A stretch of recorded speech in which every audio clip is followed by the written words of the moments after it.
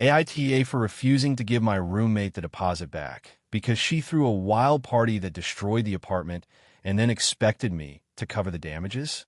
So, this is a long story, but I'll try to break it down as clearly as possible.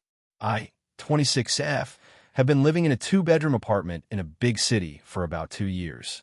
When I moved in, I found a roommate, Samantha, 25F, through a friend. We hit it off okay and split rent and utilities equally.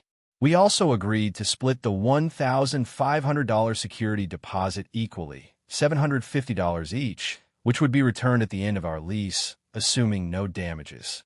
For the first year, things were mostly fine. Samantha was a bit more outgoing and social than me, but respectful of the apartment.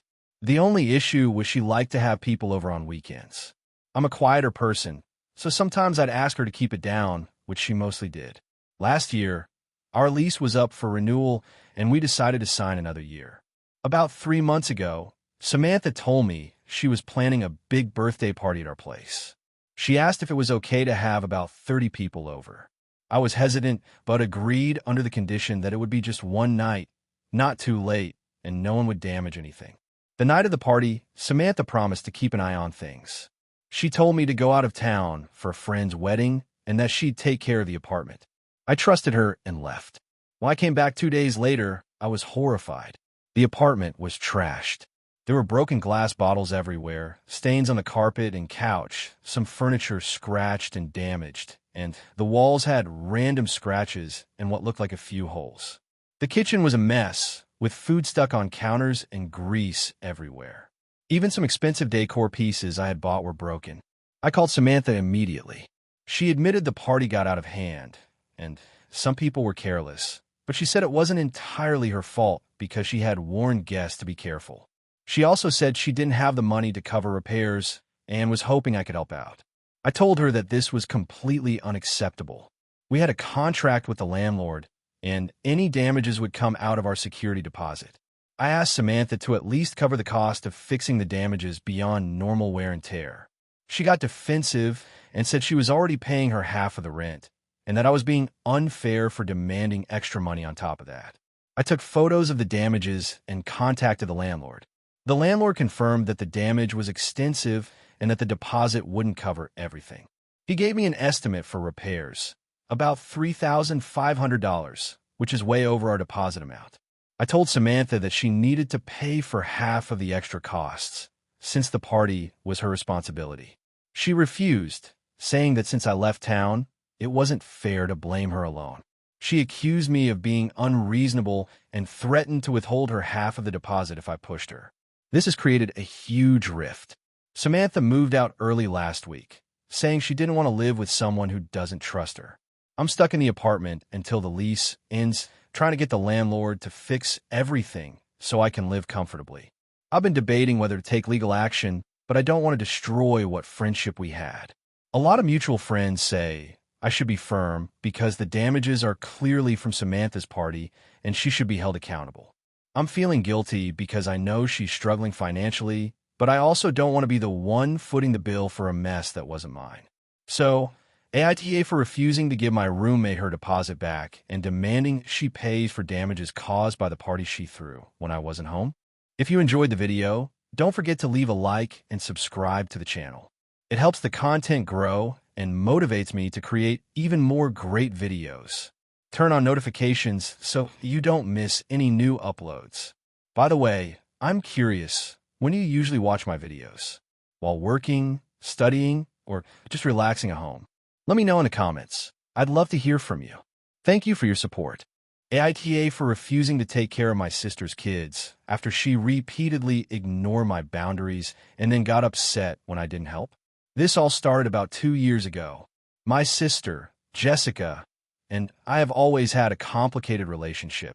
We're close in age, only 2 years apart, but our personalities and life choices couldn't be more different.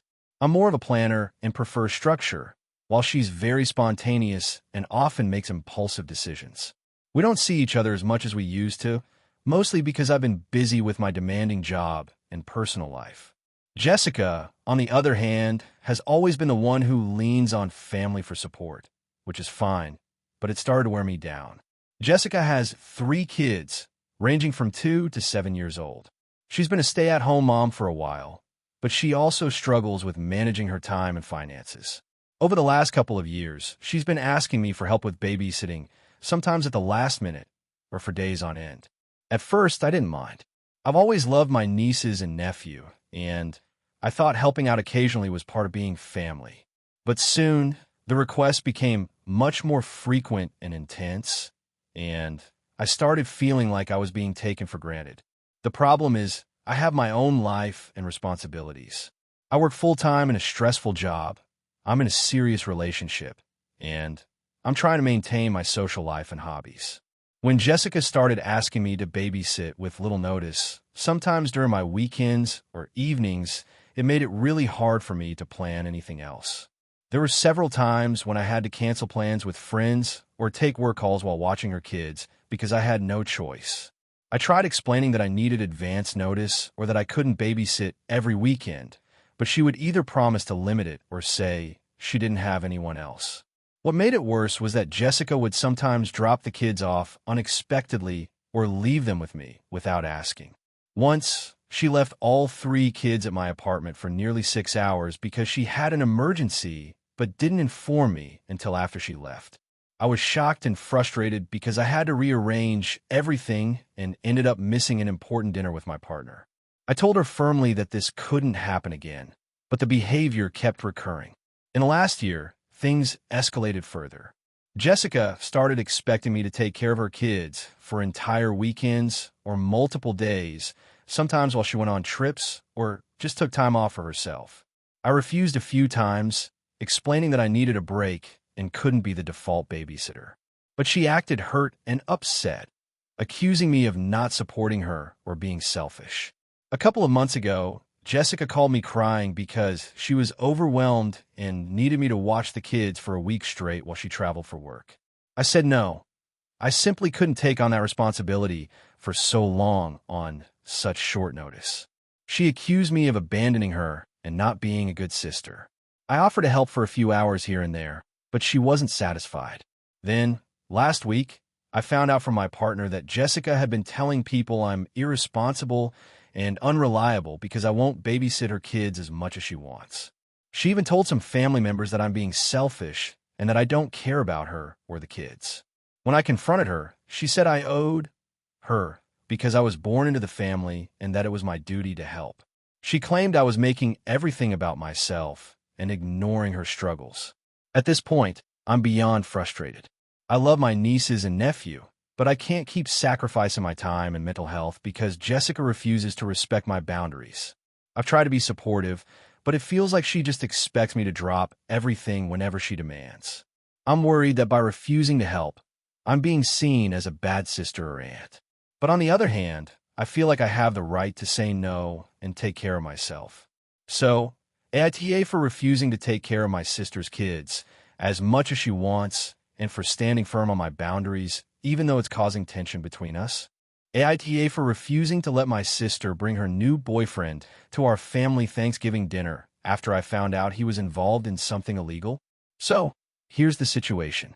I, 32F, have always been the organizer of our big family Thanksgiving dinner. It's a tradition that's been going strong for over a decade, and I take it pretty seriously. Every year, I host about 20 family members at my house, and everyone looks forward to it. My sister, Emily, 28F, has been part of this tradition since we were kids, and we've always been close, though our relationship has had its ups and downs. This year, Emily told me she wanted to bring her new boyfriend, Mark, to the dinner. I was a bit surprised because Emily tends to keep her relationships low-key and private, especially with new partners. Mark has only been in the picture for about 3 months, but she was really eager to introduce him to the family, saying she thought this could be serious. I'm happy for her, of course, but I told her I wanted to meet him before the dinner. It felt a little fast to me, but I wanted to be open. I met Mark a couple of weeks ago when Emily invited me to a casual dinner at their place. On the surface, Mark seemed charming enough, polite, well-spoken, and friendly. But something about him gave me pause. During the evening, I overheard a few things Emily didn't seem to notice. For example, Mark casually mentioned having to take care of some things that sounded like shady business. And I caught a glimpse of some messages on his phone that mentioned clients and quick pickups that didn't add up to anything legal. It was vague, but definitely suspicious. I didn't want to jump to conclusions, so I did some digging quietly. I searched Mark's name online and found some old news articles about him being arrested a few years ago for possession of illegal substances and something about being involved in a drug ring. The record showed he was convicted and served some time, but it was the type of background that made me uneasy about bringing him into a family setting, especially one with kids and elderly relatives. When I told Emily what I found, she was defensive. She insisted that Mark had turned his life around, that his past was behind him, and that she trusted him completely. She also accused me of being judgmental and invading their privacy by looking into his past without telling her. I explained that my concern was for the family's safety and the kind of people we expose ourselves to during our gatherings. This isn't just a casual meetup. It's a big family event with people of all ages, including my elderly parents who have health issues. I didn't want any risk of bringing someone who might cause trouble or make anyone uncomfortable. Emily told me that I was being controlling and that it's not my place to decide who she brings to the family dinner. She even threatened not to come if Mark wasn't allowed. That put me in a tough spot because I really want Emily there. She's my sister, after all, but I don't want to compromise the safety or comfort of everyone else. I've been discussing this with my parents and some cousins, and the opinions are split. Some think I'm justified in being cautious, while others say I should let Emily make her own decisions and that I'm overstepping. I'm trying to find a balance, but right now, I'm leaning toward not letting Mark come to Thanksgiving unless he can provide some proof of having changed his life and cleared any remaining issues with the law. So, Reddit, AITA for refusing to let my sister bring her boyfriend to our family Thanksgiving dinner because of his criminal past and suspicious behavior. Thanks for reading. AITA for refusing to give up my inheritance to my brother after he said, I didn't need it as much since I don't have kids. This whole situation has blown up so much that I'm questioning if I handled it badly. My 34F parents passed away last year. My mom died suddenly, and my dad followed a few months later after a long illness. It was a terrible time for everyone. I have one sibling, my older brother, Jason, 38M. We've always had a decent relationship. Not super close, but no major drama either. He's married to my sister-in-law, Megan, 35F, and they have 3 kids, ages 10, 7, and 4. I'm single and live alone, no kids. My parents weren't wealthy, but they were careful with their money.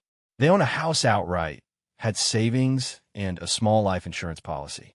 When their will was read, everything was split 50-50 between Jason and me. It wasn't an enormous amount, but it was meaningful, around $250,000 each after the estate was settled. I was emotional about it, not just because of the money, but because of what it represented. My parents worked hard their entire lives and made sacrifices for us. I plan to use part of my inheritance to pay off my student loans and maybe put a down payment on a house. Jason's reaction was strange from the start. When we got the final numbers from the lawyer, he seemed distant, almost annoyed. Later that night, he called me and said he wanted to talk about the inheritance. He explained that, since I'm single and don't have kids, I don't really need that much money. He said his family was struggling, mortgage, childcare, medical bills, the usual, and that I should consider giving him some, or all, of my share because it would make a bigger difference to him. At first, I thought he was joking. I laughed it off, but he was dead serious. He said, Mom and Dad would have wanted to take care of the grandkids first. That comment hit a nerve because my parents were always fair. They never treated either of us differently. I told him flat out that the will was clear and that I wasn't giving up my share. He got defensive and accused me of being selfish. He said I was hoarding money I didn't need, while his kids might miss out on opportunities. I told him I work hard for my life, just like he does, and that being single doesn't make me a walking bank account. He hung up on me. Since then, the situation has spiraled. Megan texted me, saying she couldn't believe I was taking from their children. She said they were struggling with debt and that it was cruel of me not to help when I was in a better position. For context, I'm not rich, I make a decent salary, but I still have loans and bills. I just don't have dependents, so my expenses are lower. Then my extended family got involved. My aunt and uncle on my dad's side called to say Jason had told them what happened. They said I should think about family legacy and how it's my duty to help since Jason has kids to support. I asked them if they'd say the same if the situation were reversed, and they dodged the question. My cousin, however, texted me privately to say she thought Jason was being manipulative and entitled. Things came to a head last weekend at a family dinner. Jason confronted me in front of everyone, saying he was disappointed in me and that mom and dad would be ashamed of how I was handling things. That set me off. I told him I was tired of being guilt-tripped for respecting our parents' wishes, and that if he was in financial trouble, he should find a solution that didn't involve bullying me. It turned into a shouting match. Megan started crying, my aunt scolded me, and I ended up leaving early. Now the family group chat is a mess. Half the family thinks I'm in the right for standing my ground. The other half says I should do the right thing and help Jason because family comes first. Even Mark, my best friend, said maybe I could have offered something small to help keep the peace. But I don't think that's fair. Once you start giving in, it never ends. I didn't ask for this inheritance, and I certainly didn't cause Jason's financial problems. I keep replaying everything in my head. Part of me feels guilty, but another part is furious. My parents made their wishes clear. If they'd wanted the money to go primarily to Jason's family, they would have done that. They weren't naive. They knew our situations. Jason hasn't spoken to me since the dinner, except for one short message saying, "You've made your choice." Megan blocked me on social media, and my nieces and nephew have apparently been told that Aunt Sarah doesn't care about them. That broke my heart. I miss my brother, but I also feel like he's trying to manipulate me. I want peace, but I don't think giving him the money would fix anything. It would just teach him that emotional blackmail works. So, AITA for refusing to give my brother part of my inheritance because he said I don't need it as much as he does since I don't have kids. AITA for refusing to give up my wedding date for my sister, even though she got engaged after me, and says she deserves it more. This situation has blown up so massively that I'm starting to doubt myself, even though I know deep down I'm not in the wrong. I, 28F, got engaged to my fiancé, Liam, 30M, last summer after dating for 5 years. We were over the moon and immediately started planning. We decided on a fall wedding this year because that's when we met and it's our favorite season. After lots of research and venue hunting, we finally booked a beautiful vineyard for October 11th. It was a bit pricey, but we saved up, signed a contract, and sent out our save the dates months ago. Enter my sister, Chloe, 26F. Chloe has always been a bit of a wild card in our family. Charming and fun, but also impulsive and dramatic. She started dating her now fiancé, Dylan, around 8 months ago, long after Liam and I got engaged. 2 months ago, they announced their engagement. Everyone was happy for them, even though it felt a little rushed. I figure maybe they just knew what they wanted, and that's fine. But about 3 weeks after her engagement, Chloe called me out of nowhere, sounding frantic. She told me that the venue she and Dylan wanted for their wedding had no available dates in spring or summer next year, except one. October 11th, the same day as my wedding. I laughed at first because I thought she was joking, but she wasn't. She said that since their dream venue was only available that day, I should move my wedding to a different date because hers is going to be bigger and more important for the family. I was stunned. I told her absolutely not. We booked our date almost a year ago, paid deposits, and sent save the dates. She brushed it off and said, "You can change the venue, it's not a big deal. Ours is a once-in-a-lifetime place." I asked why she couldn't just pick another weekend, and she said the fall colors were perfect that day, and it had to be then. I refused again, and she started crying, saying I was being selfish and that I don't understand how much stress she's under. I told her she's the one tried to take my date, not the other way around. We ended the call with her saying I was ruining her dream wedding. Since then, my entire family has gotten involved. My mom called and said I should be the bigger person and let Chloe have the date since she's younger and just trying to start her life. She said my wedding could easily be moved because love is about compromise. I reminded her that it's my wedding and I've already paid thousands of dollars and sent invites. My dad, who usually stays neutral, said he doesn't want to take sides, but that he wishes I'd just change the date to keep the peace. Meanwhile, Chloe has been posting on social media about how some people can't stand seeing others happy and how true family supports your dreams. She hasn't mentioned me by name, but everyone knows it's about me. Some relatives have reached out saying I should just move my date to avoid a family feud. Others are on my side, saying Chloe is being ridiculous and entitled. Liam is furious about the whole thing and says there's no way we're changing the date. He's been nothing but supportive, but the situation has made everything stressful. I can't even talk to my mom without her making passive-aggressive comments about how this could have been avoided if I wasn't so stubborn. Chloe sent me a text last week saying she and Dylan went ahead and booked their wedding for October 11th anyway.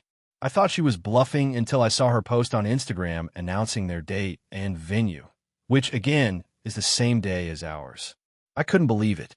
It feels so spiteful. Now guests who are invited to both weddings, and there's a lot of overlap, have to choose which to attend. Some of our family members are even saying they might go to hers because it's closer to home and less formal. I haven't spoken to her since. My mom says I'm being dramatic and that there's enough love to go around, which honestly makes me want to scream. This was supposed to be one of the happiest times in my life, and now it's turned into a circus. Liam suggested cutting off contact with her until after our wedding, and I'm seriously considering it. Still, part of me feels guilty because Chloe is my sister. We grew up close, and I never thought something like this would turn into a full-blown family war.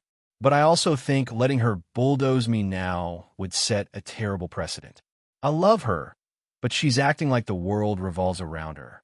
So, AITA for refusing to give up my wedding date for my sister, even though it's caused a huge family divide and she claims I'm ruining her big day. AITA for refusing to let my sister's family move into my house, even though they're about to lose theirs. I, 33F, own a 4-bedroom house that I bought 3 years ago after saving for nearly a decade. I live there with my husband, 34M, and our dog. We don't have kids yet, but we've been planning to start trying next year. The house is my pride and joy. It's not huge or fancy, but it's comfortable, peaceful, and exactly what I work for. My older sister, Hannah, 36F, is married to Mark, 38M, and they have 3 kids, ages 10, 7, and 3. They've always lived somewhat beyond their means. They like nice things, go on vacations multiple times a year, and buy new cars every few years. I don't judge people for enjoying life, but it's been frustrating to see them constantly complain about money while still spending it like water. Last month, Hannah called me in tears. Apparently, Mark had been laid off 6 months ago, but hadn't told anyone, not even her, until the mortgage company sent a foreclosure notice. They are about to lose their house within the next few weeks. She begged me to let them stay with us just until they get back on their feet. I was honestly caught off guard. I told her I'd have to talk it over with my husband before making any promises. He immediately said no. He works from home and needs a quiet environment. We also have only 1 guest room, and even that would barely fit 1 adult comfortably. Hosting 5 people would completely upend our lives. Still, I felt awful about the situation. I called Hannah the next day and offered to help her look for a short-term rental or even contribute some money toward it. I told her that having them all move in just wasn't possible. She didn't take it well. She started crying again, saying I was abandoning her in her darkest hour and that she couldn't believe I was putting my comfort above my family. She said she and the kids had nowhere else to go. Our parents both passed away years ago, and Mark's parents live in another state. I suggested she try reaching out to them anyway, or maybe some of their friend from church, but she said everyone else was struggling too. I thought that was the end of it, but apparently not. 2 days later, I came home from running errands and found Hannah, Mark, and the kids sitting in my driveway with a moving truck. She said, "We decided we can make it work. We'll just take the guest room and set up sleeping bags in the living room for the kids." I was completely stunned. My husband was furious. I told her she couldn't just show up uninvited like that, and that I had already said no. She started yelling that I was heartless and that she'd never have turned me away if the roles were reversed. The kids were crying. Mark was silent, looking embarrassed, to be fair, and the whole thing turned into a scene in front of the neighbors. Eventually, they left, but not before Hannah screamed that I was dead to her. Later that night, I got texts from a few relatives, some saying they couldn't believe I'd turn away my own sister and her kids, others saying she was being manipulative. One cousin said Hannah told everyone I was rich and just didn't want to share my blessings. I make a decent living, but I'm by no means rich. It's been 3 weeks since then. I haven't spoken to her, but I've heard through mutual friends that they're staying in a cheap motel and struggling. I genuinely feel terrible. I keep thinking about my nieces and nephew living out of a hotel room. Part of me wants to call and offer them a few $1,000s for rent somewhere, but my husband says that'll just reopen the door for more drama. For some context, Hannah and I were never super close growing up. She was always the golden child who got away with everything, and I was the one who had to clean up after her messes. I helped her out a few years ago by co-signing on a car loan, which she defaulted on, and it took me nearly a year to get my credit fixed after that. She apologized, but it always felt like she saw me as her backup plan whenever she made poor choices. Now that we're both adults, I've tried to establish boundaries, but she doesn't really respect them. She'll show up unannounced, expect me to babysit her kids, or guilt trip me if I don't help her financially. So this whole situation feels like the ultimate test of that boundary, and I feel like I failed either way. My husband's been supportive, but firm.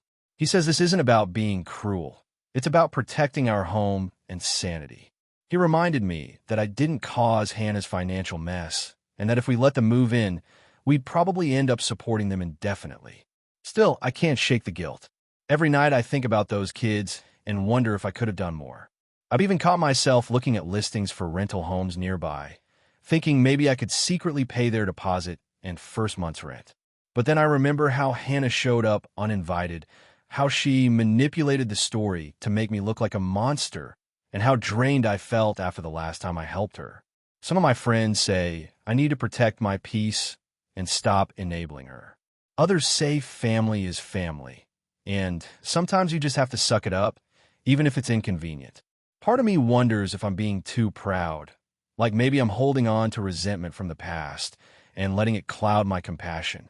But another part of me thinks Hannah has learned nothing about responsibility, and if I bail her out again, she never will. I don't know. I keep replaying that day in my driveway. Her crying, the kids watching, my neighbors staring, and I can't decide if I did the right thing or if I just failed my family when they needed me most. So, Reddit-style strangers of the internet. AITA for refusing to let my sister's family move into my house, even though they're about to lose theirs. AITA for refusing to pay for my sister's ruined wedding because she insisted on using my house for the ceremony, even after I said no. So I, 32F, own a decent-sized property that I bought about 5 years ago after working myself half to death in a tech job. It's not a mansion or anything, but it's a 4-bedroom farmhouse on a few acres with a big yard, a barn I converted into an art studio, and a small pond. It's kind of my sanctuary. I'm pretty private and not much of a social person, so I like that my place is quiet and out of the way. My younger sister, Lily, 28F, is basically my opposite. She's super outgoing, always hosting events, has a massive social media following, and loves being the center of attention. We get along in small doses, but she's always kind of steamrolled me. She's the golden child of the family, the one everyone bends over backward for. I've always been the responsible one, which apparently translates to the one who fixes everything. Anyway, Lily got engaged last year to her fiancé, Matt, 30M. From the moment they started planning the wedding, she made it clear she wanted something rustic and elegant, like those Pinterest weddings with barns and fields and fairy lights, as she put it. I told her that sounded nice, and she immediately said, "Perfect. We'll have it at your place." I laughed because I thought she was joking. She wasn't.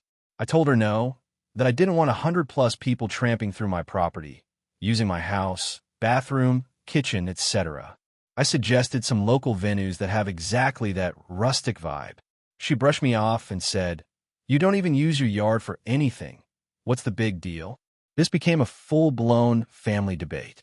My parents sided with her, saying it would be such a special family memory. I stood firm. I said she could take engagement photos here if she wanted, but I wasn't hosting an entire wedding. Fast forward to about 3 months before the wedding. Lily calls me crying, saying the venue they booked fell through because of some double booking issue. She begged me again. I said no again. I told her I didn't have the infrastructure. No parking for that many cars, no outdoor bathrooms, no backup plan for weather.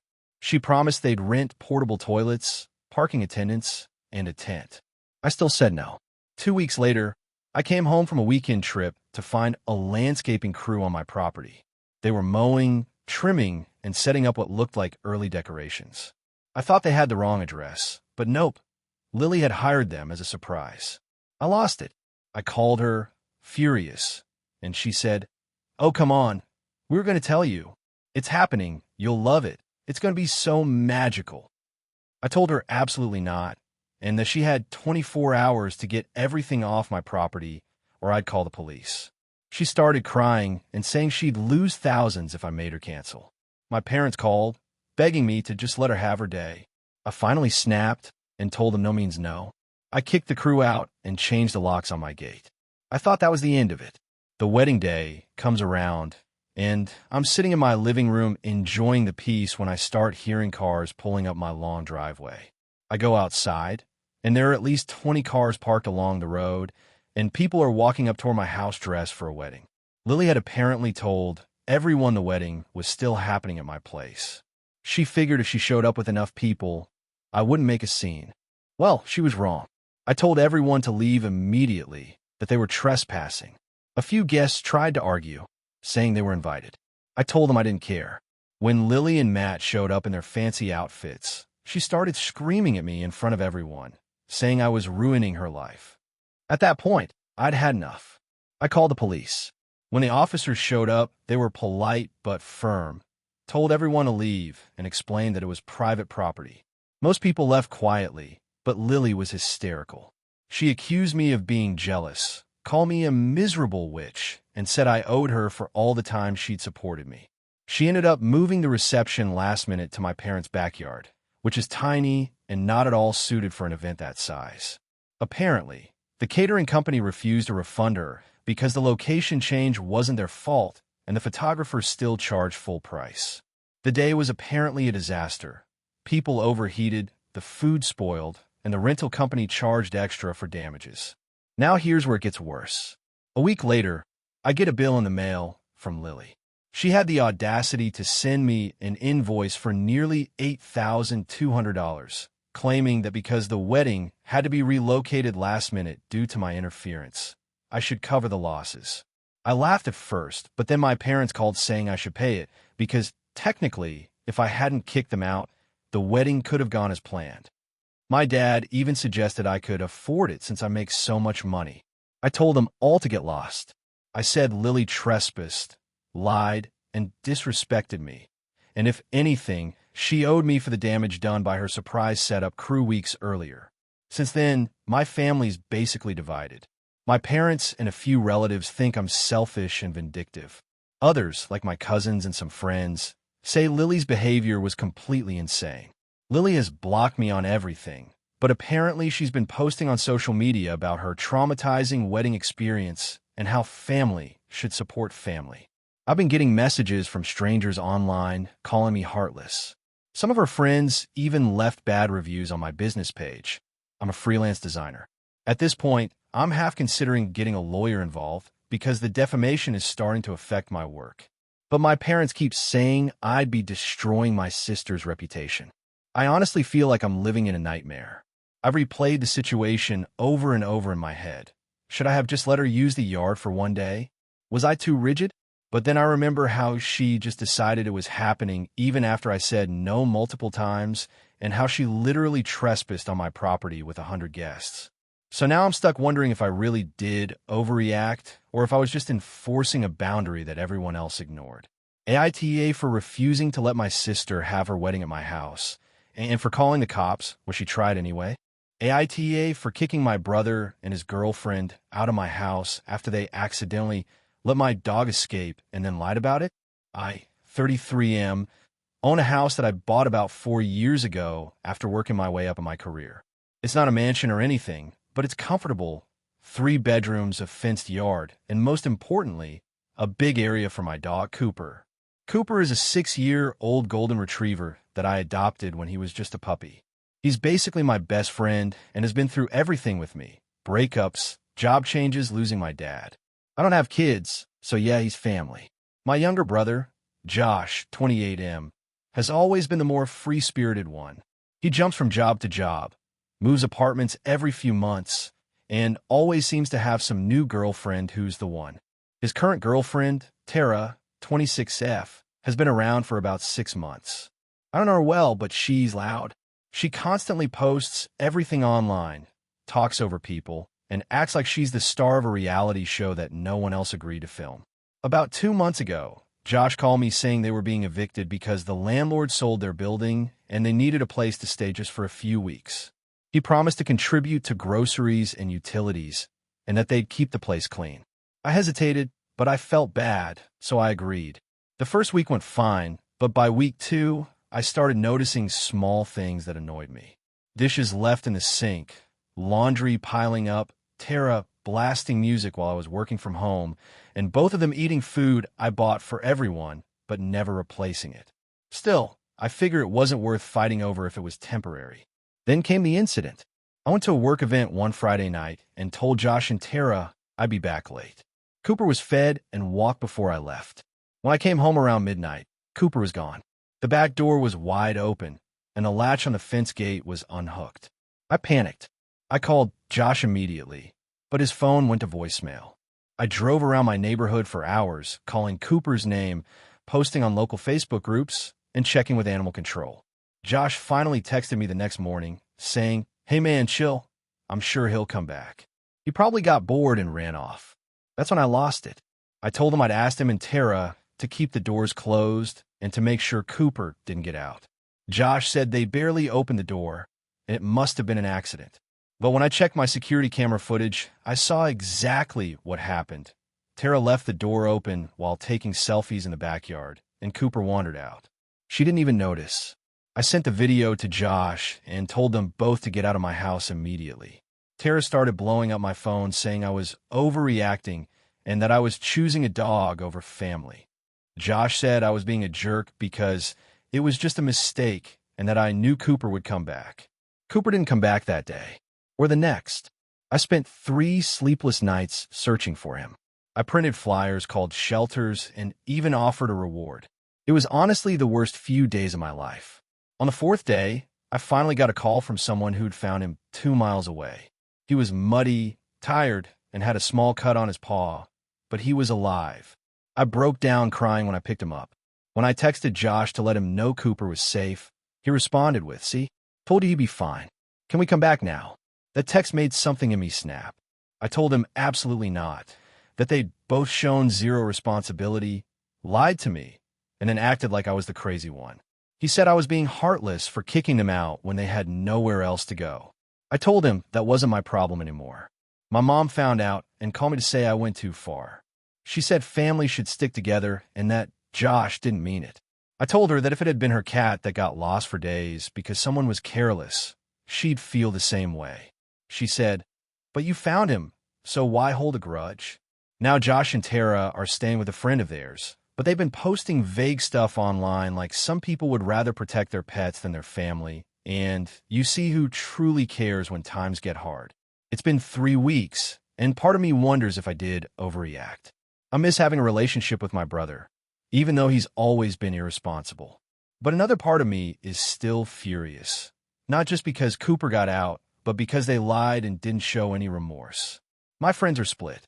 Half say I did the right thing, because Cooper could have been hurt or worse.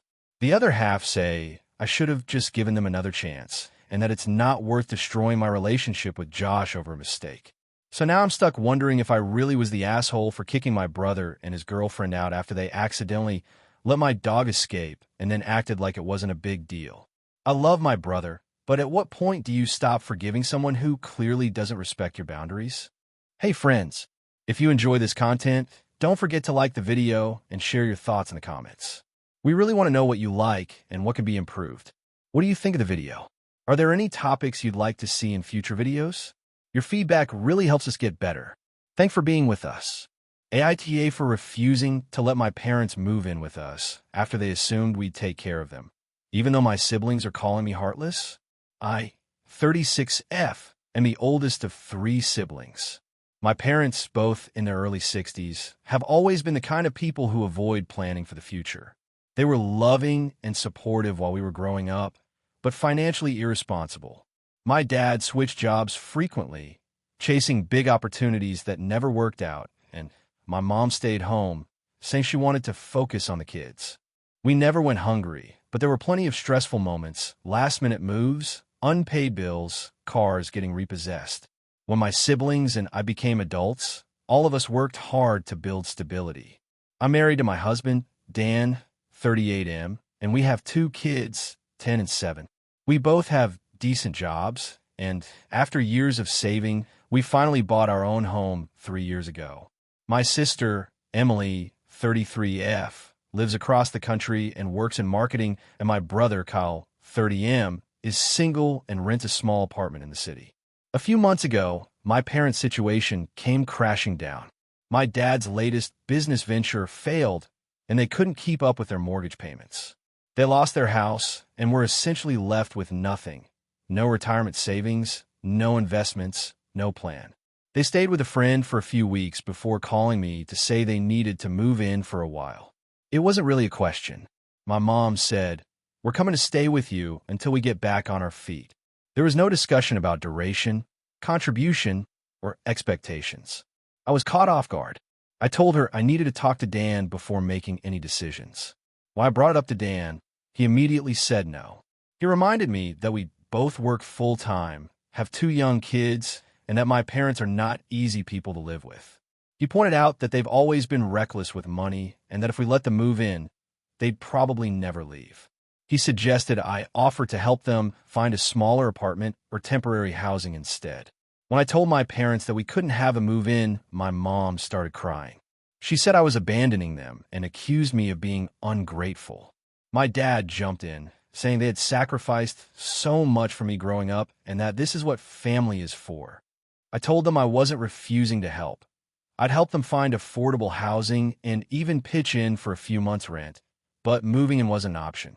They both went silent for a few days, then my sister called me. Emily said she couldn't take them in because her apartment was too small and she travels a lot for work. She told me I was being unreasonable since I had the space and the means. I reminded her that she earns more than I do and could easily afford to help financially if she wanted to. She got defensive and said, "They're your responsibility. You're the oldest." That made me furious. I didn't choose to be born first, and I've spent years cleaning up after my parents' poor decisions. I said that if she felt that strongly, she could take them in herself or work with Kyle to find another solution. Then Kyle chimed in. He said he couldn't take them either because his apartment was too small and Dad wouldn't respect his privacy. But he also said he thought I was being cold and that family should stick together. I asked him if he'd be willing to help pay for an apartment for them if I coordinated it. He hesitated and said he didn't have extra money right now. In the end, both of my siblings agreed to let me handle it since I'm better at that kind of thing, which basically meant they wanted me to fix it without them doing anything. I found a small 1-bedroom apartment about 20 minutes from our house and offered to help cover the deposit and first 2 months' rent. When I told my parents, they were insulted. My mom said, "We didn't raise you to throw us away like garbage." My dad added, "We're not charity cases. We're your parents. You're supposed to take care of us." That comment hit me hard because it made me realize they truly believed this was my obligation. They weren't asking for temporary help. They wanted to live with us permanently and probably be taken care of financially too. I stood my ground and said I'd help with the apartment, but that they couldn't live with me. My mom hung up the phone, and I haven't heard from her since.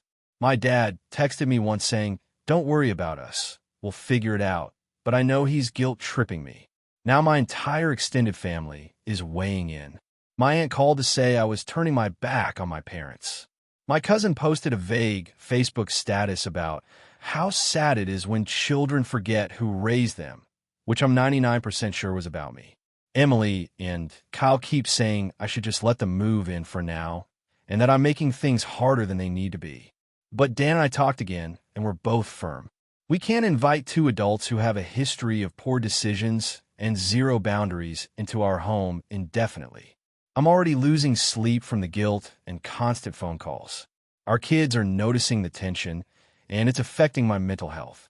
It's not like I'm abandoning my parents. I found them a place I offered to help pay, and I've even looked into senior financial aid programs. But to everyone else, that doesn't seem to matter. They think I'm heartless because I won't open my home. Now, my mom has apparently told people that I've chosen my husband over my family, and my siblings are still guilt-tripping me. I am emotionally exhausted.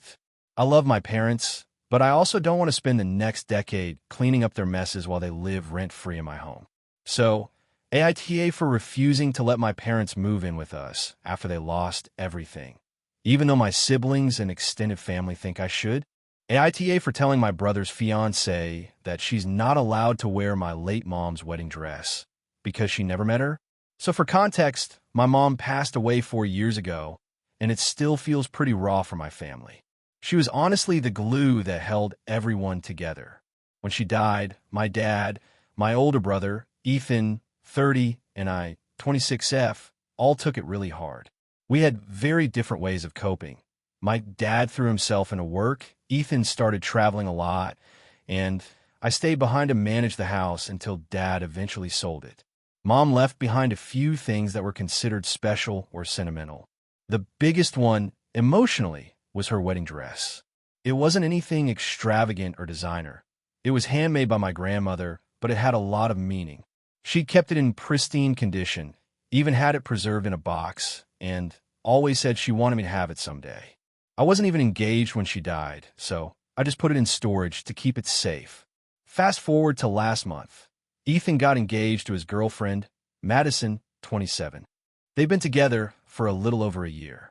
She's nice enough, but I wouldn't say we're close. She's one of those people who's very enthusiastic about everything in a way that sometimes feels performative. Like, she met our dad once and called him Dad in front of everyone, which made things awkward. Anyway, a couple of weeks ago, Ethan and Madison came over to my place for dinner. It was supposed to be casual, but Madison kept steering the conversation toward wedding stuff. Venues, dresses, colors, all that. Eventually, she started talking about how she wanted something meaningful for her dress, like a family heirloom. But her own family didn't have anything like that. Ethan suddenly went, "Oh, my mom had a beautiful wedding dress. Maybe you could wear that." I froze. Madison gasped like he'd just handed her a diamond and said, "That would be perfect. Can I see it?" I kind of stammered out, I don't think that's a good idea." Ethan looked confused and said, "Why not? It's just sitting in storage." I told him that Mom had said she wanted me to have it. Madison immediately looked uncomfortable and said, "Oh, I don't want to take it from you if you're saving it for yourself."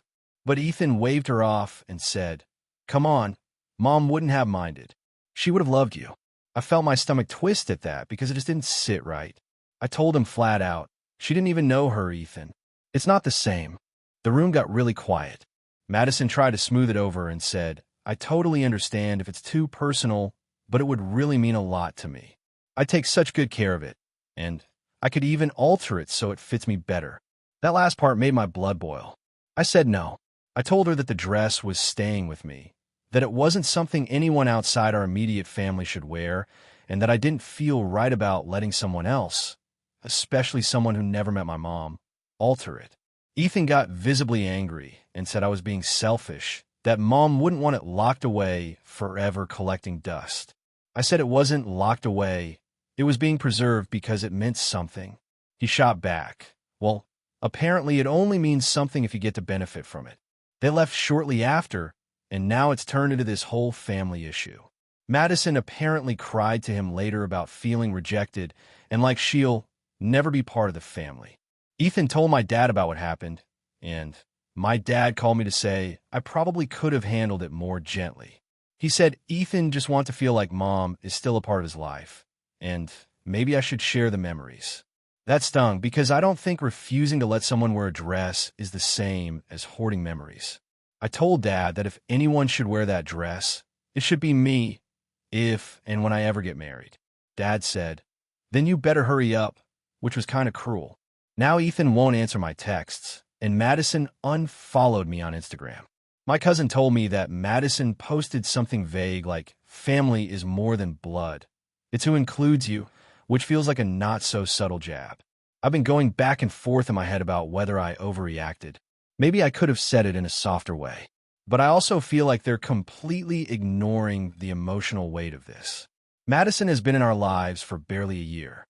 She never met my mom, she never heard her laugh, never saw the way she hummed while cooking, never heard her tell that same story about how she and Dad met. She doesn't get to claim that connection just because she's marrying my brother. The worst part is, now I feel like I've become the villain in everyone's eyes. My dad thinks I'm bitter, Ethan thinks I'm possessive, and Madison thinks I hate her. I don't hate her. I just don't want to lose something that still feels like one of the few tangible pieces of my mom I've left. A couple of my friends said they'd feel the same way, that wedding dresses are deeply personal and shouldn't be loaned out unless you want to. But another friend said that if Mom really wanted to be remembered, maybe letting Madison wear the dress would have been a nice tribute, and that I was gatekeeping grief. That phrase really got under my skin, because it made me wonder if maybe that's exactly what I'm doing. But then I think about how Madison wanted to alter the dress, cut it up, change it, and I get angry all over again. It wouldn't even look like Mom's dress anymore. It's not about Madison. It's about Mom. It's about the fact that for the last 4 years, every birthday, every Christmas, every family dinner has had an empty seat.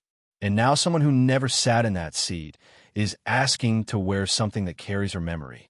Maybe I'm being emotional. Maybe it's irrational. But when I picture my mom's handmade lace sleeves and the way she smiled in those old wedding photos, I can't imagine anyone else in the world wearing it but her, or me someday, if I'm lucky enough. So, AITA for refusing to let my brother's fiancé wear my late mom's wedding dress. AITA for refusing to give up my wedding date for my sister, even though she got engaged after me. So, here's the situation. I, 27F, got engaged to my fiancé, Daniel, 29M, in March of 2023. We've been together for 6 years, and when he proposed, we immediately started planning. We booked a small countryside venue that's special to us because it's near where we first met, and we locked in the date, May 17th, 2025. It was literally the only available weekend they had in spring for 2025 when we booked it back in June 2023, so it felt like fate. Fast forward to February 2024. My younger sister, Emma, 25F, got engaged to her boyfriend, Luke, 26M. They'd only been together for about a year and a half. I was genuinely happy for her. I mean, she's my sister, but she has always had this competitive streak with me. Growing up, if I got a new hobby, she'd suddenly take an interest in it. When I got into photography, she became a photographer. When I got into baking, she opened an Instagram for her baking journey. Stuff like that.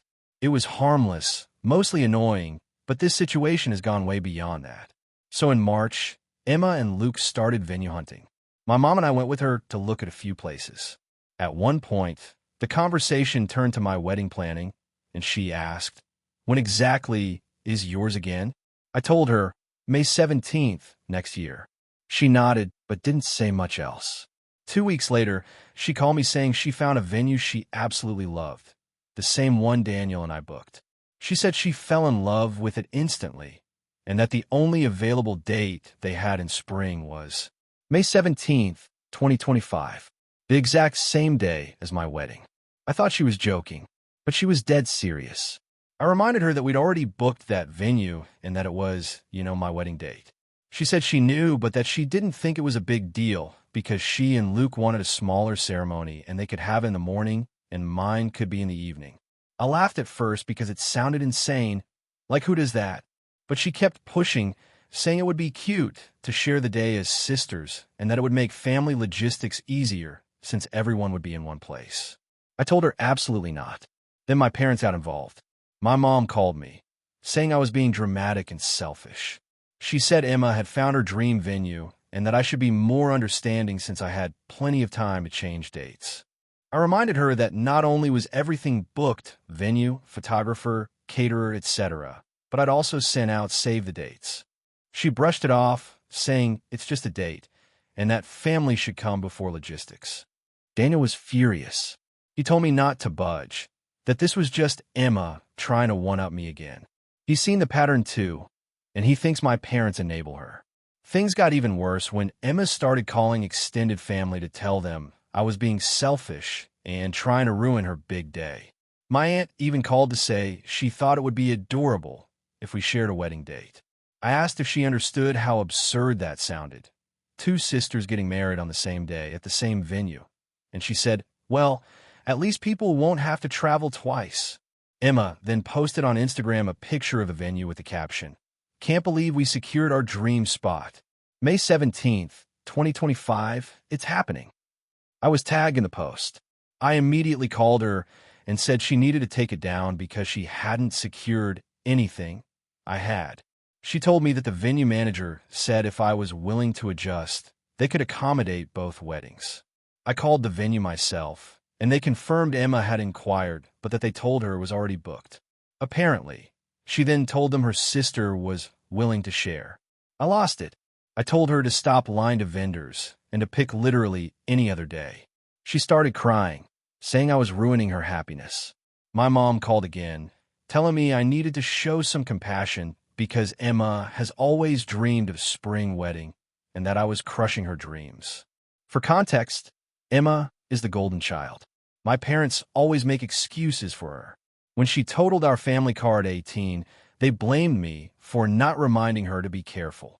When I got a promotion at 24, she got mad because she hadn't finished school yet, and my parents comforted her. It's been that way forever. After all this drama, I told my parents I was done discussing it. I told them if they or Emma kept trying to guilt trip me, they wouldn't be welcome at the wedding. My mom said I was breaking the family apart. My dad stayed quiet, he always does. 2 weeks later, I found out Emma had booked another venue for the same date. Not the same one, but another nearby place. And she's calling it her perfect day. She said it feels fair since we both wanted May 17th. So now we're both having weddings on the same day in the same town. Here's where I might actually be the asshole. I told my family that if anyone goes to Emma's wedding instead of mine, they're not invited to mine at all. I told them it's not about competition, it's about respect.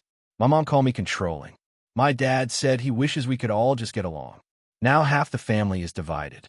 My grandma thinks Emma's being ridiculous, but my parents are firmly on her side. Emma posted again, saying so excited to share this special day with my family, clearly throwing shade. Daniel's parents think I should just ignore it and enjoy our wedding day, no matter what she does, but I can't lie. It's killing me. The thought of my little sister deliberately choosing the same date feels like she's trying to overshadow me. Some friends say I'm right to stand my ground. Others say I should have just picked another date to keep the peace. But why should I? I booked it first. I planned it first. I'm not changing everything because my sister wants to copy me again. Still, part of me wonders if refusing to change anything and telling family they can't come if they attend hers makes me the asshole. I just don't know if I'm justified anymore, or if I've become just as petty as she is. So, AITA for refusing to give up my wedding date for my sister, even though she got engaged after me. AITA for canceling my wedding after discovering my fiancé's harmless prank that humiliated me in front of everyone I know. I, 29F, was supposed to get married to my fiancé, Ryan, 31M, this past August. We've been together for 5 years, engaged for 1. The wedding was fully planned, the venue booked, the dress bought, and about 120 guests invited. We were the couple everyone described as perfect together. Ryan was charming, funny, and outgoing, the life of the party. I'm more introverted and private, but we balanced each other well, or so I thought. A few weeks before the wedding, my maid of honor, my sister, threw me a small bachelorette party. It wasn't wild, just a nice dinner, some drinks, and a weekend trip with my closest friends. We took some photos, nothing inappropriate, and posted a few on social media. Apparently, one of the photos, me wearing a tiara and sash that said bride-to-be while holding a cocktail, became a source of inspiration for what Ryan later called a funny idea. Fast forward to our wedding rehearsal dinner. Everyone was there, family, bridal party, close friends. It was emotional, full of speeches and laughter. Then Ryan stood up and said he had prepared a surprise slideshow to celebrate our relationship. I thought it was sweet. It started normally, cute pictures of us traveling, holidays, our dog, candid moments. Then the photos started to change. There were memes of brides acting crazy, pictures of women crying in wedding dresses, and a few shots of me from my bachelorette weekend edited with captions like Bridezilla Alert and Pray for Ryan. Everyone laughed at first, including me, because I assumed it would go back to normal. But then he added a short video, funny compilation, he said. It was a mix of clips from movies and shows featuring controlling or emotional women, cut with clips of me talking from old home videos. In one part, he used a clip of me crying during a stressful moving day last year, then spliced it with a clip of a screaming woman from a reality show. The room went silent. Then, awkward laughter. I was frozen. My mom looked furious. My sister mouthed, "What the hell?" But Ryan just stood there grinning, waiting for everyone to laugh. When he noticed the reaction, he tried to lighten the mood, saying, "Come on, it's just a joke. Everyone knows how she gets when she's stressed." I got up and walked out. I didn't say a word. I went to the bathroom, locked the door, and cried for 15 minutes. My sister came to check on me, and I told her I wanted to go home. Ryan came over later that night, all apologetic. He said he didn't mean to hurt me and that it was just a harmless prank. He claimed he thought everyone would find it funny and that it showed how far we've come as a couple. He insisted he didn't mean any disrespect. I told him it wasn't funny. It was humiliating, especially because it made me look unstable in front of both our families. He said I was overreacting, that I needed to learn to take a joke, and that calling off the wedding over something so small would make me look ridiculous. The next day, I met with my parents. My mom said she was disgusted by what he did, but my dad told me to think carefully before making a big decision. Ryan's mom called me to say that boys will be boys, and that Ryan just has a goofy sense of humor. She even said, "You don't want to embarrass him by canceling everything last minute." That comment made me realize how twisted this had become. Somehow his embarrassment mattered more than my public humiliation. That night, I called Ryan and told him I needed space to think. He immediately got defensive again, saying I was trying to ruin his life over a joke. That sealed it for me. I told him the wedding was off. The fallout was immediate. Ryan's family called me ungrateful and immature. My own relatives were divided. Half thought I was right to stand up for myself, and the other half said I should have forgiven him since it wasn't cheating or abuse. My best friend told me she'd never seen someone so humiliated by the person who was supposed to love them most. 2 days after I canceled the wedding, Ryan posted on Facebook, "Sometimes people can't take a joke. Guess it's better to find out now than later." That post got dozens of comments from mutual friends, some joking, some sympathetic. But what really hurt was that a few people agreed with him, saying I must have been uptight. In the weeks that followed, I returned all the gifts, canceled all the bookings I could, and moved in with my sister temporarily. Ryan kept texting me, alternating between apologizing and blaming me. His last message said, "You'll regret this when you realize you threw away something amazing over nothing." It's been 3 months now, and part of me still wonders if I overreacted.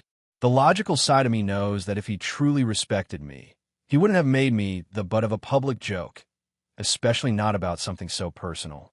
But the emotional side of me still feels conflicted, especially because everyone expected me to just laugh it off. People keep telling me that marriage requires forgiveness, but I can't shake the image of him standing there, smirking while everyone laughed at me. That's not a foundation for a marriage. That's a power imbalance disguised as humor. So, AITA for canceling my wedding after my fiancé's harmless prank made me the laughingstock of our rehearsal dinner. AITA for refusing to babysit my sister's kids anymore after they destroyed my engagement ring, and she said it was just an accident. I, 29F, am engaged to my fiancé, Evan, 31M. We've been together for 6 years, and he proposed to me back in April with a gorgeous vintage engagement ring that belonged to his grandmother. It's honestly the most sentimental and valuable thing I own. Not only is it worth quite a bit of money, but it's irreplaceable. The ring has a delicate setting and small sapphires surrounding the center diamond. When he gave it to me, he explained how his grandmother wore it for 50 years and passed away last year, leaving it to him specifically to give to the woman he wanted to marry. Enter my sister, Natalie, 34F. She has 3 kids, 7M, 5F, and 3F. She's a single mom after divorcing her husband 2 years ago, and I've always tried to help her. I love my nieces and nephew, and since I work from home, I often volunteer to babysit when she has work or errands. She can't afford childcare, and I never ask her to pay me. I genuinely just wanted to be supportive. But Natalie has always been a bit entitled. She assumes I'll drop everything whenever she needs help. She doesn't really ask, she just tells me. Like, hey, I'm dropping the kids off at 2. Not, would you mind watching them?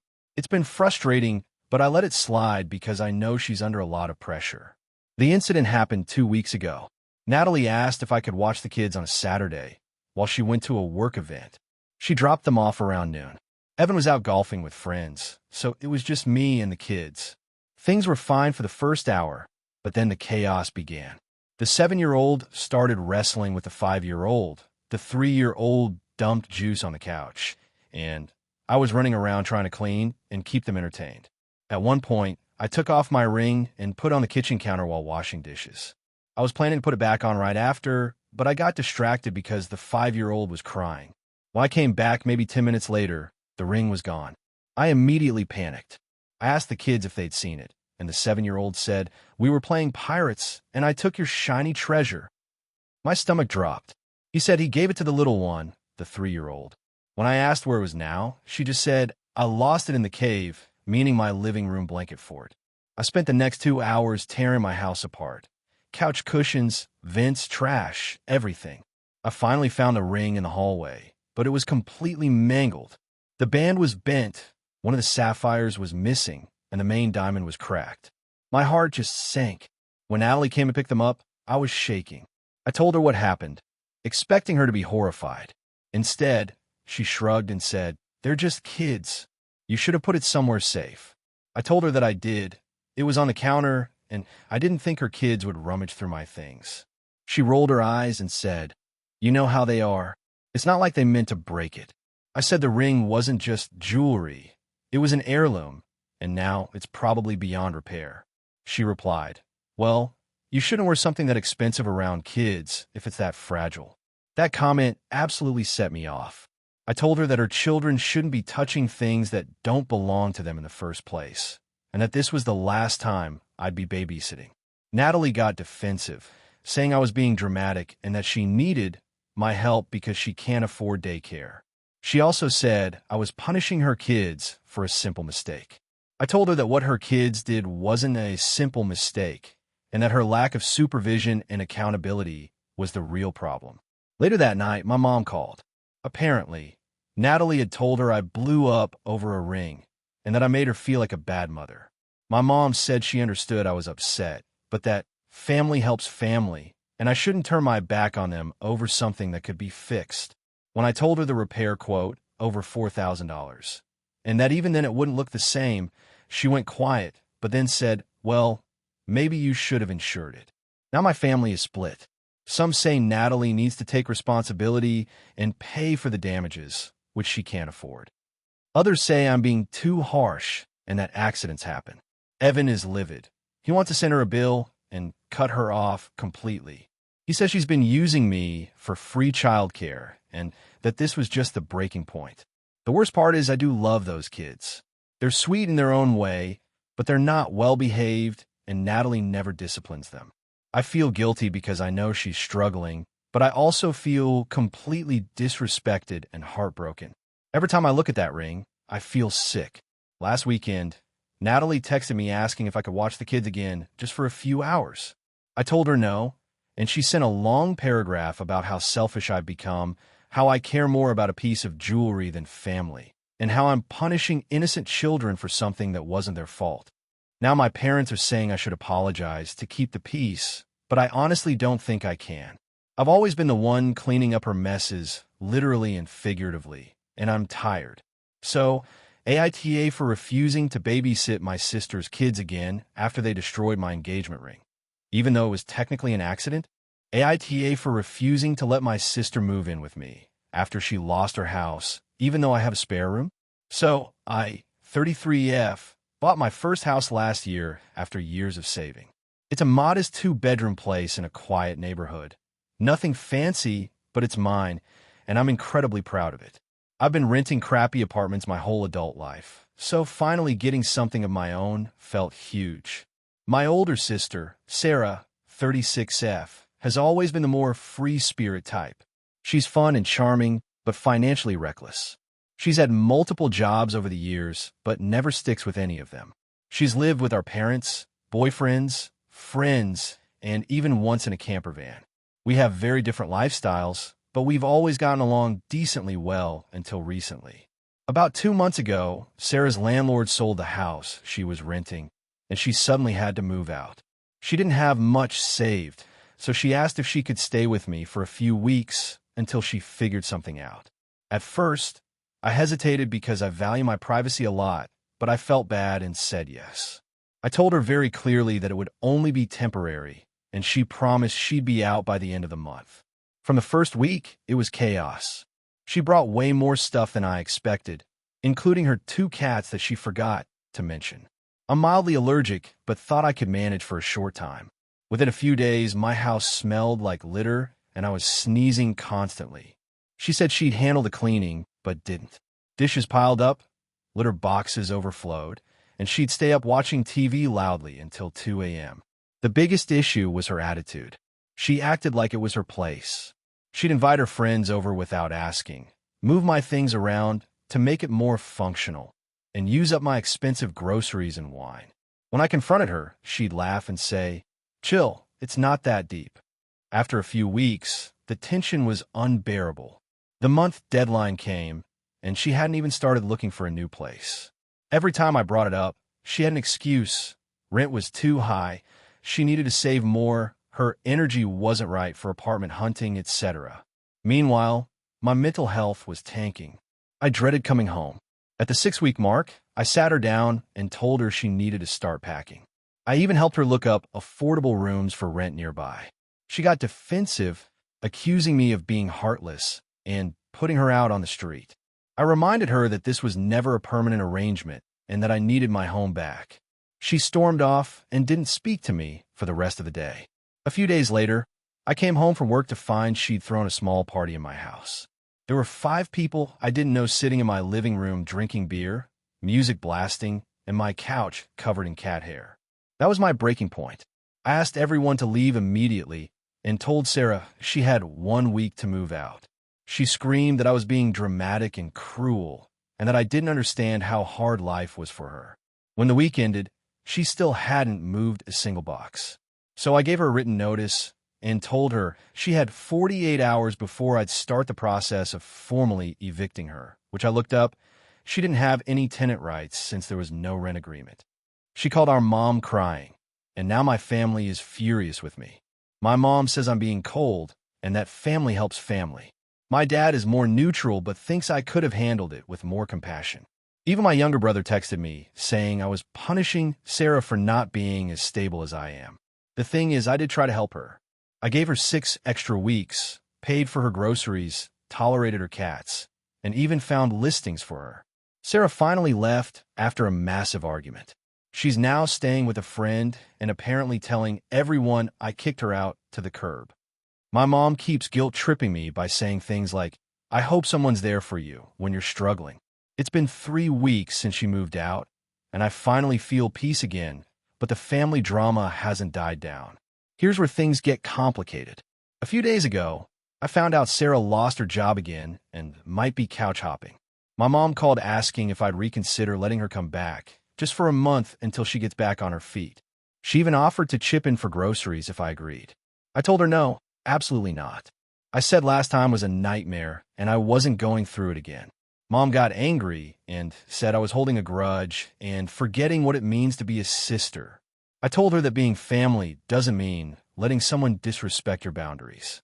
She hung up on me and later sent a long message about how disappointed she was that I'd let money and space come before love. Now I'm torn. I do love my sister, and it sucks knowing she's struggling. But I also know that if I let her move in again, it'll be the same chaos as before.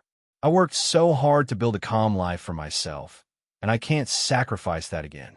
Still, part of me wonders if I'm being too rigid. Some of my friends say I did the right thing and that Sarah needs to learn consequences. Others say I could have been more patient and that it's just family, like I'm supposed to automatically take her in no matter what. I keep replaying everything in my head. Maybe I should have tried a compromise, like letting her stay for 2 weeks with conditions. But then I remember how little she respected the conditions last time. She doesn't think she's doing anything wrong. She truly believes that because I have a house, I owe her access to it. I've always been the responsible one in the family, the one with a steady job, the one who remembers birthdays, who helps pay for things when my parents are short on cash. It's exhausting feeling like being responsible means I have to carry everyone else too. Now my mom isn't speaking to me. Sarah blocked me on social media, and my brother keeps making snide jokes about how I value hardwood floors more than blood. It hurts, honestly. I didn't want this to turn into a family rift. I just wanted peace in my own home. So, Reddit, AITA for refusing to let my sister move back in with me, even though she's struggling and I technically have a space. AITA for kicking my sister and her boyfriend out of my house after what they did to my dog. I, 29F, live in a small town in Colorado with my golden retriever, Cooper. I bought my own place 2 years ago after working ridiculous hours to save up, and it's been my little haven ever since. I'm a pretty private person, but I'm close to my family, especially my younger sister, Lucy, 24F. She's always been the fun one, spontaneous, charming, and chaotic. I love her, but she has a history of making bad decisions and expecting people to clean up the mess afterward. A few months ago, Lucy asked if she and her boyfriend, Jake, 26M, could crash at my place for a few weeks while they got back on their feet. They'd both lost their jobs and couldn't afford rent. I hesitated but said yes under a few conditions. They need to help out with groceries and keep things clean, and they weren't to throw parties or bring random people over. I made it clear I value my peace. At first, things went fine. Lucy was upbeat, saying how grateful she was, and Jake was polite but quiet. After the first week, I noticed things going missing: food, my expensive shampoo, a bottle of wine I'd been saving. Little stuff, but annoying. I tried not to be the nagging older sister. Then Lucy started inviting her friends over just for a few hours, which turned into loud drinking nights that kept me up. I talked to her about boundaries, and she promised to chill out. The real issue happened last weekend. I'd gone out for a day hike with a friend and left Cooper at home. He's extremely well-trained and gentle, but he gets anxious around loud noises. I always make sure he has a calm environment. When I came back that evening, the house smelled like alcohol and weed. Music was blasting. My living room looked like a frat house. Cups everywhere, someone's shoes on the coffee table, and the floor sticky with beer. My first thought was panic for Cooper. I found him cowering in the laundry room, shaking.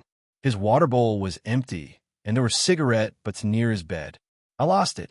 I yelled for Lucy, but she and Jake were passed out on the couch with 2 of their friends. I woke Lucy up and told everyone to get out. She was groggy and slurred that I was overreacting and that it was just a chill night. I pointed to Cooper and asked how she could call it chill when my dog was terrified and my house trashed. She started crying, saying I was being dramatic and that it wasn't her fault her friends got a little rowdy. Jake then jumped in, saying Cooper was just a dog and that I should relax. That was the final straw. I told them to pack their things and leave immediately. Lucy started screaming that I was heartless, that they had nowhere else to go, and that I was choosing my dog over my own sister. I told her Cooper is family, and I won't let anyone make him feel unsafe in his own home. They packed, cursing under their breath the whole time, and left that night. My mom called me the next morning, furious. Lucy had told her I'd kicked her out onto the street for no reason. I explained what happened, but my mom said I should have given her another chance, and that family comes first. I told her I did give Lucy a chance. Weeks of chances, and she blew them. Since then, Lucy's been posting vague things on social media about toxic relatives who choose animals over people, and a few of our cousins have sided with her. One even messaged me, saying I could have handled it with more compassion. But I feel like compassion doesn't mean being a doormat. To be honest, I do feel guilty sometimes. Lucy's had a rough life. our dad wasn't around, and she's always been the type who needs saving. But I've done enough saving. Cooper didn't deserve what happened. He's still jumpy whenever someone raises their voice, and it breaks my heart. The part that's eating at me now is that a few nights ago, my mom told me Lucy and Jake are staying with her, but they're apparently telling everyone that I kicked them out over a dog and chose a pet over blood. Mom even hinted that I should apologize for the sake of peace. I said I'd rather keep my peace at home than apologize to people who showed zero respect. Still, I can't shake the feeling that maybe I was too harsh. I could have made them clean up, talked it out, or given them one more warning. But every time I look at Cooper trembling, I remind myself they weren't just disrespecting my house. They terrified someone who trusts me to protect him. A mutual friend told me Lucy's been trying to guilt people into cutting me off, saying I'm cold and unforgiving. That stings because I don't think of myself that way. I think I just reached a breaking point. I don't want to be the sister who refuses to help family, but I also don't want to be the sister who lets her boundaries be stomped on. It's been 2 weeks and Lucy still hasn't apologized. She texted once saying, "Hope you and your golden prince are doing great in your perfect little house," which felt more like sarcasm than anything else. I didn't respond. Now, even my dad, who's been mostly absent, texted me saying I should forgive and forget because life's too short to fight with family. But I feel like forgiving her now would mean telling her what she did was okay, and it absolutely wasn't. Sometimes I wonder if I could have approached it differently, maybe calmly explaining instead of yelling. But honestly, I think I snapped because I've been bottling things up for weeks. I hate confrontation, and it built up until I exploded. I keep replaying it in my head, wondering if I'll ever have a normal relationship with Lucy again. She's my sister, and I love her, but I'm not sure I can trust her in my home. And if choosing my dog's safety over enabling her bad behavior makes me the bad guy, maybe that's something I'll have to live with. So, AITA for kicking my sister and her boyfriend out of my house after what they did to my dog. AITA for refusing to help my sister financially after she spent all her savings on a luxury vacation and now expects me to bail her out. So this is a long and complicated situation involving my sister, 32F, and me, 28F. We've always had a bit of a rocky relationship, some sibling rivalry mixed with genuine care. Lately, though, things have escalated to a point where I'm wondering if I'm the asshole or if I'm justified. To start, my sister works a decent job in marketing, but she has never been great with money. Growing up, our parents always said she had a free spirit and that she'd learn to manage things when she was older. I was always the responsible one, saving, budgeting, and planning for the future. Our parents helped me through college, but they kind of let my sister figure things out on her own, which hasn't always gone well. Fast forward to last year, my sister landed a promotion and got a decent raise. I was happy for her, but I noticed she started splurging more. Designer clothes, fancy dinners, expensive gadgets, stuff she never bought before.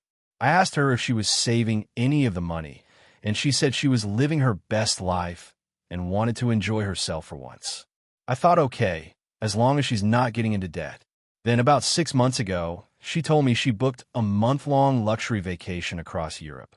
First-class flights, 5-star hotels, the whole shebang. She'd been planning it for months and spent all her savings, like $20,000 plus, on this trip. She was ecstatic and sent me lots of pictures and updates, living it up in Paris, Rome, Barcelona, and more. The problem started when she got back. Almost immediately, she told me she was in a financial bind. Apparently, the vacation drained her savings and left her with almost no emergency fund. She had bills to pay, rent due, and other expenses piling up. She said her credit cards were maxed out and that she didn't have enough for groceries or rent. Then came the kicker. She asked me for help. She wanted me to lend her $5,000 to get her through the next few months. She promised to pay me back once she got her finances straight. At first, I was shocked. I told her I didn't have that kind of money just sitting around, and even if I did, I wasn't comfortable bailing her out after what she spent on the trip. She got upset, saying I was being selfish and not a good sister. She reminded me of all the times she helped me with emotional support when I was going through tough times. She said family is supposed to help each other, and now I was turning my back on her. I tried to reason with her, explaining that she made the decision to spend all her savings on a luxury vacation and that she needed to be responsible for the consequences. I offered to help her create a budget and find ways to save money going forward, but I wasn't willing to lend her money. This caused a huge fight. She accused me of being judgmental and unsupportive. Our parents even got involved, with them saying I should help her because she's your sister. They said family comes first and that I should be more understanding. Since then, my sister has been distant and cold toward me. She refuses to talk about money or her situation and keeps dropping passive-aggressive comments about how some people only care about themselves. Our relationship has been strained, and honestly, I'm exhausted. I feel like I'm being reasonable here. I'm not saying I wouldn't help her if it was a genuine emergency or if she had a plan, but she blew through her money on a luxury vacation and now expects me to fix it. I have my own bills, savings goals, and responsibilities. So, Reddit, AITA for refusing to lend my sister money after she spent all her savings on a luxury vacation and now wants me to bail her out? Or am I justified in setting boundaries here? Thank you for watching until the end. If you enjoyed this video, don't forget to like and subscribe to the channel so you won't miss new videos also. Leave a comment. I'd love to hear your thoughts. Your support and engagement mean a lot to me. See you in the next video.